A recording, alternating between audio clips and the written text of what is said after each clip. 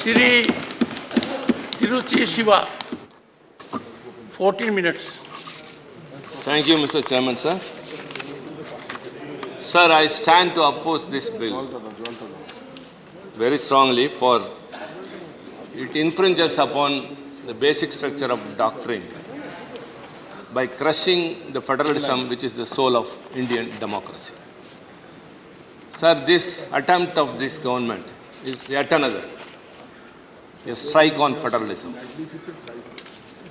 It is unwarranted, untenable, it is undemocratic, unjustifiable, unfederal, and unconstitutional.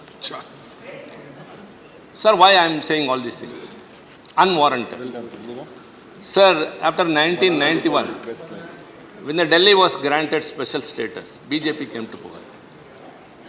Mr. Madanlal Khurana and later Sahib Singh Verma, who were the chief ministers, they insisted for full statehood for Delhi. And later, sir, in 2003, August of 2003, the NDA one government introduced a bill insisting for full statehood for Delhi. So when they are ruling, they want full statehood for Delhi. Then what necessity for this ordinance or this bill, sir? At 2015, Aam Aadmi won the election with a significant margin. Immediately after that, the union government issued a notification that services will come under the control of the union government. And that sparked a legal battle, sir, which lasted for 8 years. And recently, the Supreme Court in 2018 and 2023 Constitutional Bench has given a unanimous judgment in favor of the Delhi government that they have got every power. Now this bill is attempting to overturn the Supreme Court judgment and override the powers of the state government. Sir, we should just look at it in this manner, sir. So whenever they are in double standard, when they are in power, they want something. It is intolerance, to say very shortly, if an opposition party is ruling, they will be disturbed by the governors. If it is a union territory, the lieutenant governor will take all the powers and will not allow the state government to function. So in this situation, where is democracy? Sir, our constitution, as you know very well, sir, has given a structure of federalism, which gives the very importance to the regional aspirations can be represented and realized by state governments, and which cannot be done by a centralized union government. Sir, it has also established a mechanism of triple chain accountability. The people hold the legislators accountable, the legislature holds the government accountable, and the government holds the officers accountable. But now, the officers are not under the control of the government of union territory. So what's the use of being there? So this triple chain accountability is broken by way of this attempt. This not only I say here, sir, the Supreme Court has also emphasized very strongly. It should not be severed on any account. Sir, now coming detail into the bill. Why we are opposing? What are the contentious issues? What are the reservations we have? All others have spoken, sir, but we have to enlighten it. Number one, this bill attempts to establish a National Capital Civil Services Authority. As everyone said, it will consist of 3 members under the chairmanship of the Chief Minister and 2 officers, Home Secretary and Chief Secretary. Who are they? Appointed by the Union government. Obviously, one can understand what will be the outcome. The quorum is 2 and the majority will be the decision. Sir, I have moved an amendment which even it may be passed. I think with hope. If at all it is passed, even it won't be of use, sir. Because even if the authority with a majority gives a suggestion to the lieutenant governor, he can reject it. So ultimately it goes there. The authority becomes redundant and the chief ministership becomes lesser than a rubber stamp. We are very sorry to say these words, sir. A chief minister elected by the government has to fulfill the obligations by the mandate is been given to him. But whereas he is not able to have control. Sir, Delhi has been the nucleus of power from Mughals to British. Can anyone say any ruler has ruled without control on their officers, whether he or she? But now this bill paves the way. Sir, where we are heading towards? The government which is accountable to the people, to the legislature, and the government which can hold the officers accountable, now they don't have any control over the officers. Number two, sir, the Council of Ministers, the Cabinet. Earlier, sir, the notes which are prepared by the ministers. And it will be taken over there. And after the decision, it will be forwarded to the Lieutenant Governor. It is vetted by the Law Department. Now that the Secretary will overlook the minister, and overall, the Cabinet, which is the Council of Ministers, if they take a decision, the Chief Secretary will come and say, it doesn't come under law or under the rules of procedure, and he will take it to the Lieutenant Governor, who can alter it or reject it. So first, the Chief Ministership became redundant. Now the Council of Ministers become redundant. Number three, sir, any minister, if he takes any decision, the Secretary is the supreme. If the Secretary doesn't agree with the decision of the minister concerned, without the consent of the minister, he can take it directly to the Chief Secretary or to the Lieutenant Governor. So the ministership also becomes redundant. Number four, sir, Delhi is also like other states run by some 50 around statutory authorities, corporations and commissions. This include industry, tourism, everything. It comes under even transport, water, sewerage, women rights, child rights and all.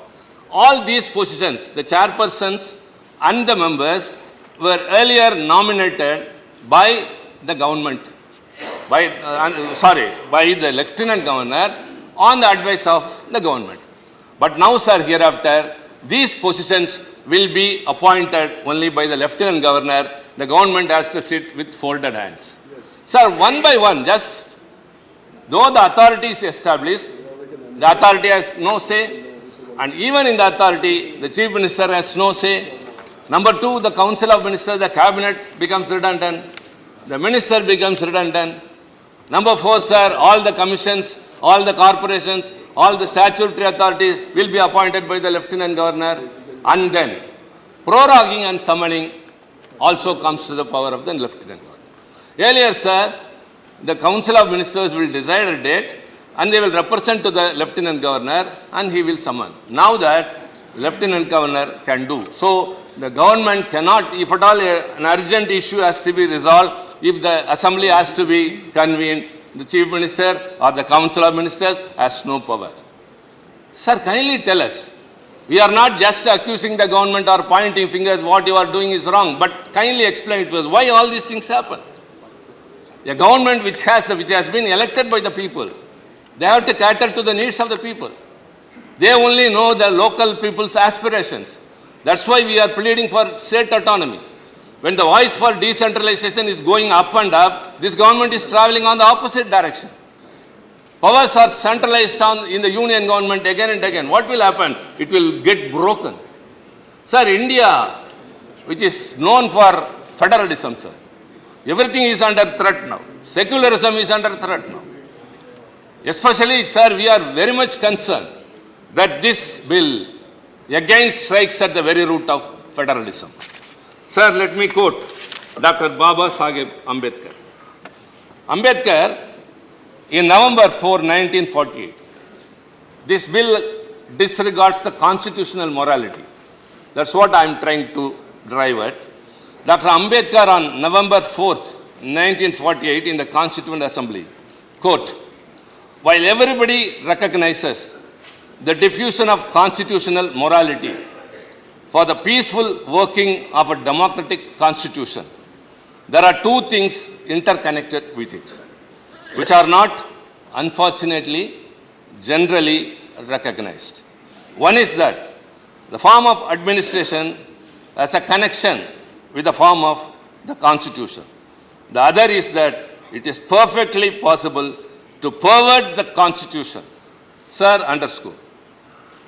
The other is that it is perfectly possible to pervert the constitution without changing its form by merely changing the form of administration and to make it inconsistent and opposed to the spirit of the constitution. Sir, it is not a statement by Tiruchi Siva. It is Dr. Ambedkar in the Constituent Assembly. And emphasizing that, the Supreme Court in its judgment in 2018 refers to the Constitution in these words, quote, constitutional morality is that fulcrum which acts as an essential check upon the high functionaries and citizens alike, as experience has shown that unbridled power without any checks and balances would result in a despotic and tyrannical situation which is antithetical to the very idea of democracy. Sir, what is going on now? Unbridled powers without any checks. Everything is taken over. Sir, we are told now and then, again and again, many a time, that many of the acts that has been enacted during this regime, sir, are transgressing into the powers of the state governments. It is taking away the powers of the state governments. All are heaped with the union government. So this is what the Supreme Court has also said, unbridled power with no checks and balances. Same thing, Dr. Ambedkar has also told, constitutional morality, this disregards constitutional morality. Sir, I earnestly appeal to my fellow